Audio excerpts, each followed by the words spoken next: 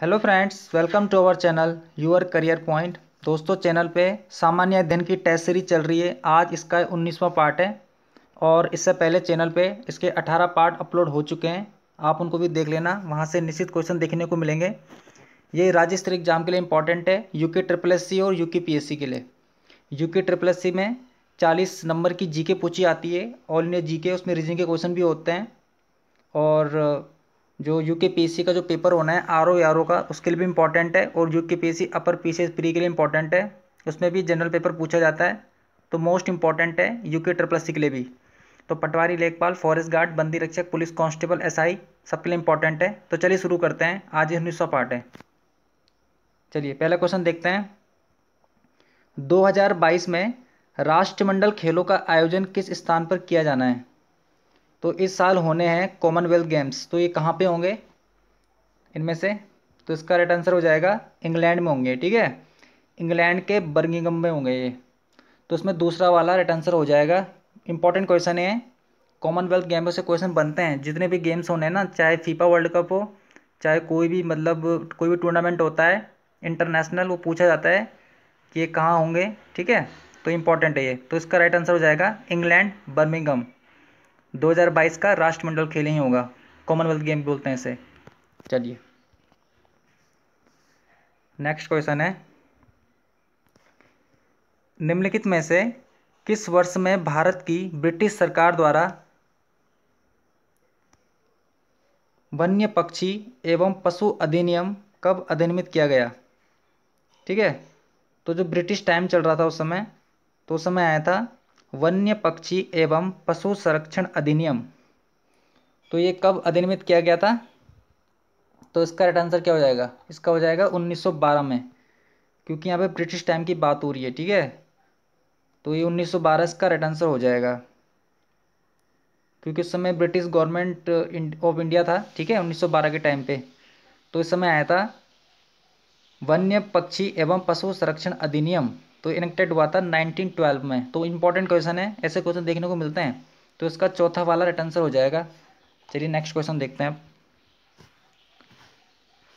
अगला क्वेश्चन है, बोल बोलिविया के पठार पर निम्न में से किस धातु का सर्वाधिक उत्खनन किया जाता है? तो इंपॉर्टेंट क्वेश्चन है। तो मैंने कहा है, जो भी खनिज तत्व होते हैं तो इंपॉर्टेंट होते हैं जहाँ पाए जाते हैं। ठीक है, तो बोलिविया के पठार में जो सबसे ज़्यादा उत्खनन होता है वो होता है टिन का। किसका होता है? टिन का होता है। और मोस्ट इंपॉर्टेंट क्वेश्चन है। ठीक है, जो बोलिविया का पठार है वहाँ पे कौन सा मिनरल पाया जाता है? टिन पाया जाता है। तो तीसरा वाला राइट आंसर हो जाएगा। चलिए नेक्स्ट क्वेश्चन है, दक्षिणी गंगा के रूप में किस नदी को जाना जाता है?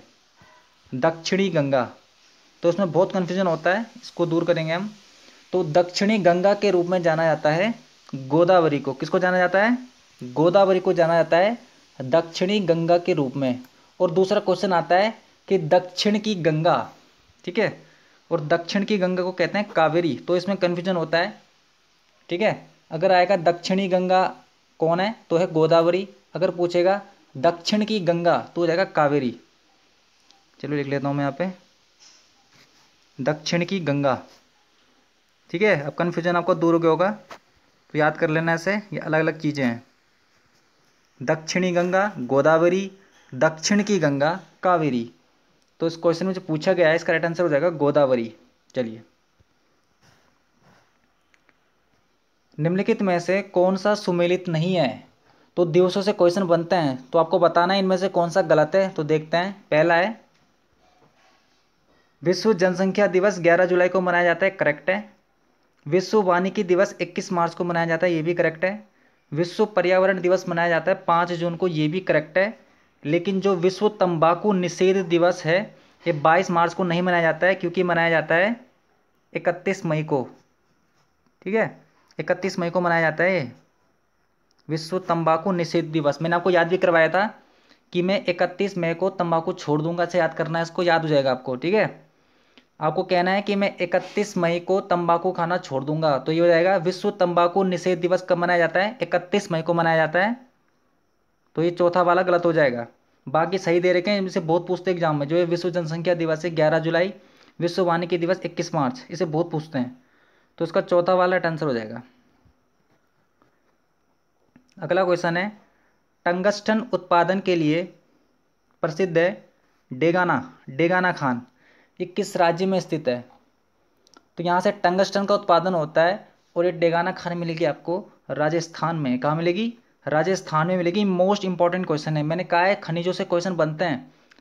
आप कोई भी ओल्ड पेपर उठा के देख लो यूके ट्रिपल का, वहाँ पे खनिज तत्वों से क्वेश्चन पूछ रहा है और यूके पीएससी के लिए तो इंपॉर्टेंट है ही, वहाँ भी क्वेश्चन बनते हैं।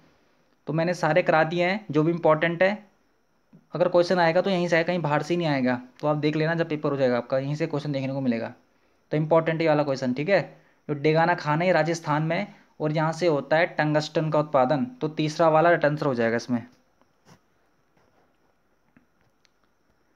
भारत में नगरीय जनसंख्या की सर्वाधिक दशक के वृद्धि प्रतिशत में पाई गई थी। तो ये भी इंपॉर्टेंट है, ठीक है। ये पाई गई थी 1991 में से लेकर 2001 के बीच में, ठीक है। जो नगरीय जनसंख्या है ना, नगरीय जनसंख्या की सर्वाधिक दशक की वृद्धि, वो भी किस में? परसेंटेज में। तो मोस्ट इंपॉर्टेंट है ये। तो इसका राइट आंसर हो जाएगा 1991 2001 में। चौथा वाला राइट आंसर हो जाएगा इसमें।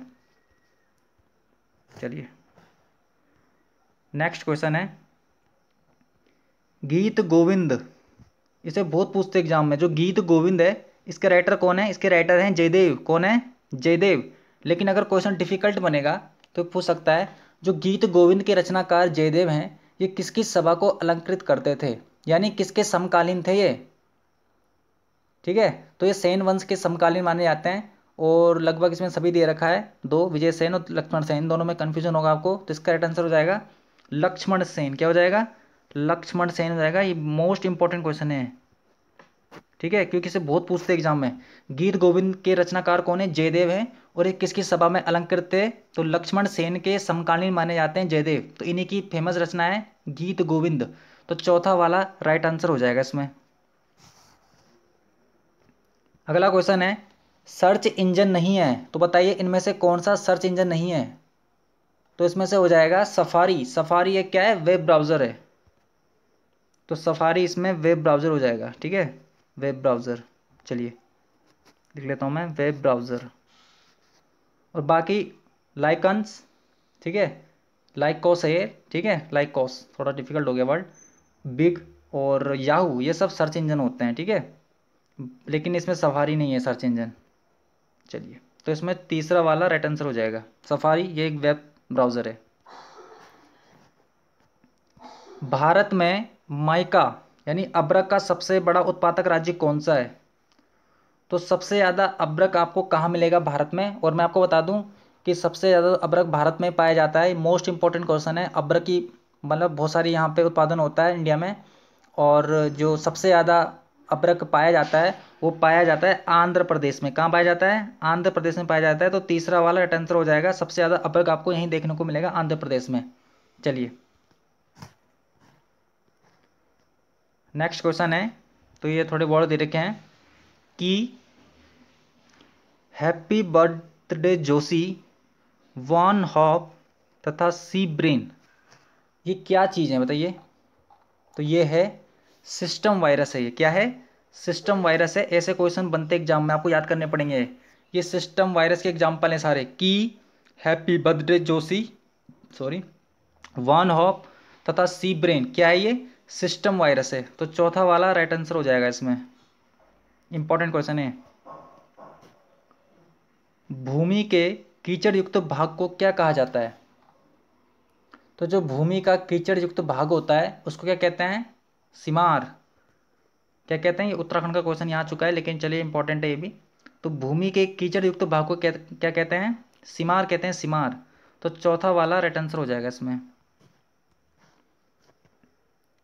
चलिए, फ्योर्ड किसके द्वारा बनाई गई स्थलाकृति होती है? फ्योर्ड, फ्योर्ड क्या होता है? कौन सी स्थलाकृति होती है? ये होती है हिमानी। क्या होती है? हिमानी की स्थलाकृति होती है फ्योर्ड। चलिए, तो इसका दूसरा वाला राइट आंसर हो जाएगा। इसके बारे में आपको बता दूं, जो ये फ्योर्ड होता है ये एक हिमानी होती है, और ये ठंड के टाइम के जो मतलब हिमनद जो सागर तटीय भागों में पहुंचते हैं, और जो गहरी खाड़ी वाले ढाल होते हैं तो वहाँ पे ऐसे घाटियों का निर्माण होता है और जिसे फ्योर्ड कहते हैं, ठीक है। तो ये हिमानी है। चलिए, तो दूसरा वाला राइट आंसर हो जाएगा इसमें। चलिए, अगला क्वेश्चन है, दल बदल निरोधक अधिनियम जिस तिथि को पारित हुआ कौन सी है? ये मोस्ट इंपॉर्टेंट क्वेश्चन है। ये सबको पता है कि ये 1985 में ये अधिनियमित हुआ था, लेकिन अगर डेट के साथ पूछेगा तो आपको याद करना पड़ेगा, इसमें कन्फ्यूजन होता है बहुत। तो इसका राइट आंसर हो जाएगा 15 फरवरी 1985 को पारित हुआ था ये दल बदल निरोधक अधिनियम। ये 85वां संवैधानिक संशोधन अधिनियम है, ठीक है। दल बदल निरोधक अधिनियम डेट के साथ कब हुआ पारित? 15 फरवरी 1985 को हुआ था। दूसरा वाला राइट आंसर हो जाएगा इसमें। चलिए, अनुसूचित जनजाति के लिए पृथक राष्ट्रीय अनुसूचित जाति आयोग किस वर्ष में अस्तित्व में आया था? तो यह आया था इनमें से 2004 में आया था। कब आया था? 2004 में आया था। National commission for scheduled tribes come into expanse, तो कब आया था? 2004 में आया था। तो दूसरा वाला राइट आंसर हो जाएगा इसमें। चलिए, अगला क्वेश्चन है, भारत में मानवाधिकार संरक्षण अधिनियम को 8 जनवरी 1994 को अधिसूचित किया गया था और इसे लागू कब किया गया? तो ये भी इंपॉर्टेंट क्वेश्चन है। तो दो तरह से क्वेश्चन बनते हैं। जो मानव अधिकार संरक्षण अधिनियम आया था, यह आया था 8 जनवरी 1994 को ये अधिसूचित किया गया था, लेकिन इसे लागू कब किया गया था? तो ये अलग अलग चीज़ें होते हैं, अधिसूचित करना और इसे लागू करना। तो ये लागू किया गया था 28 सितंबर 1993 को। कब किया गया था? 28 सितंबर 1993 को लागू किया गया था। इंपॉर्टेंट क्वेश्चन है। तो दूसरा वाला राइट आंसर हो जाएगा। तो वैसे ही पूछा जाता है एग्जाम में कि मानव संरक्षण अधिनियम कब आया था? यह आया था 1993 में, लेकिन अब डिफिकल्ट क्वेश्चन बन रहा है। अगर आपको थोड़ा पेपर हार्ड आएगा तो ऐसा क्वेश्चन बनेगा। जो भारत में मानवाधिकार संरक्षण अधिनियम है, यह आया था 8 जनवरी 1994 को अधिसूचित किया गया था और इसे लागू कब किया गया था? ये किया गया था 28 सितंबर 1993 को। तो दूसरा वाला राइट आंसर हो जाएगा इसमें। भारत में एक संगठन के रूप में हिंदू महासभा, एक हिंदू संगठन की स्थापना किस वर्ष में हुई थी? ठीक है, तो भारत में एक संगठन के रूप में आया था हिंदू महासभा। इन्होंने हिंदू संगठन की स्थापना की थी। तो ये कब की थी इन्होंने? ये की थी इन्होंने 1915 में। कब की थी? 1915 में की थी। तो तीसरा वाला राइट आंसर हो जाएगा इसमें। 1915 में हुई थी स्थापना इसकी। कौन सा अनुच्छेद किसी राज्य के विधानमंडल के निर्वाचनों के संबंध में उपबंध करने की उस विधानमंडल की शक्ति से संबंधित है? तो ये कौन सा आर्टिकल? इलेक्शन कमीशन का आर्टिकल होता है। तो ये 328 में है। कौन सा आर्टिकल में है? 328 में है, ये मेंशन कर रखा है, ठीक है। जो राज्य के विधानमंडल के लिए निर्वाचन के संबंध में उपबंध कराने के लिए उस विधानमंडल की शक्ति किससे संबंधित होती है? कौन से अनुच्छेद में है? अनुच्छेद 328 में है। तो चौथा वाला राइट आंसर हो जाएगा इसमें। भारत में जनजातीय मामलों का मंत्रालय कब स्थापित किया गया था? तो ट्राइबल अफेयर्स को सेटअप किया गया था इंडिया में। ये भी इंपॉर्टेंट क्वेश्चन है। 1999 में। कब किया गया था? 1999 में किया गया था जनजातीय मामलों का मंत्रालय। इंपॉर्टेंट क्वेश्चन है। चलिए, तो इसका राइट आंसर क्या हो जाएगा? 1999 में पारित किया गया था। पास मतलब स्थापित किया गया था, ठीक है। मिनिस्ट्री ऑफ ट्राइबल अफेयर्स, ठीक है। तो चलिए, इसका राइट आंसर हो जाएगा 1999। चलिए, आज का लास्ट क्वेश्चन है, टैगा वन विशिष्टता है। जो टैगा वन होते हैं, काय की विशिष्टता होती है? तो ये होती है समशीतोष्ण क्षेत्रों की। किसकी होती है? समशीतोष्ण क्षेत्रों की विशेषता होती है टैगा वन। और इसका जो विस्तार पाया जाता है नॉर्थ अमेरिका और यूरेशिया में पाया जाता है, ठीक है। जो टैगा वन होता है, ये जो उत्तरी अमेरिका होता है और जो यूरेशिया है वहाँ पे इसका विस्तार है, और ये है समशीतोष्ण क्षेत्रों की विशेषता। चलिए, तो दोस्तों ये थे आज इसका 19वां पार्ट था। इसमें मोस्ट इंपॉर्टेंट क्वेश्चन ये सारे, ये आपके आने वाले एग्जाम के लिए इंपॉर्टेंट रहेगा। अगर पसंद आता है तो अगर इस चैनल को लाइक कीजिए, इस वीडियो को लाइक कीजिए और चैनल को सब्सक्राइब कीजिए और ज़्यादा से ज़्यादा शेयर कीजिए। इसमें ऐसे ही टेस्ट सीरीज चलती रहेगी और इसमें आप चैनल की प्लेलिस्ट में जाके दे सकते हैं। जितने जो भी जनरल पेपर होता है, जो भी सिलेबस में दे रखा है उसके अकॉर्डिंग इसमें टेस्ट सीरीज चलाई जा रही है। ये आने वाले एग्ज़ाम के लिए इंपॉर्टेंट होगा। तो चलिए मिलते हैं नेक्स्ट टॉपिक के साथ, तब तक के लिए बाय बाय, थैंक यू।